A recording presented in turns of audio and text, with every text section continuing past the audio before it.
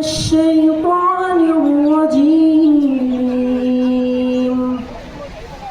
بسم الله الرحمن الرحيم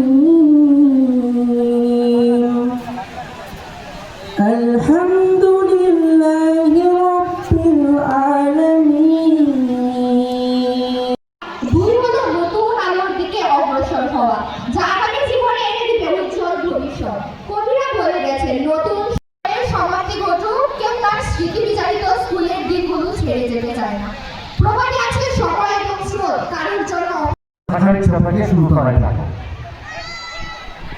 আমি কিন্তু রঙ্গ করে বলছি না, আমি আমার হৃদয় থেকে মন থেকেই বলছি।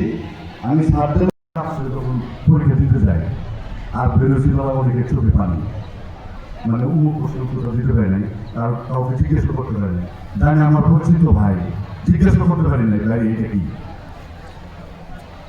ঠিক এই সময়টায় আসে খুব কষ্ট হবে তোমার।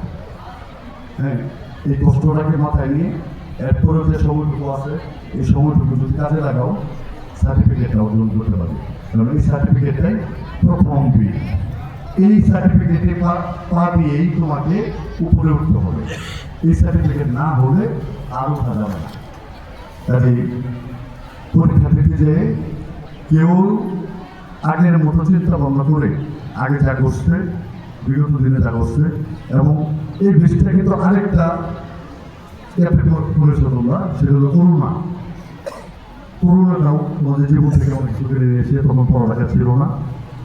কাজেই ভিতরে কিন্তু একেবারে লস, ভিতরে কিন্তু খুব কম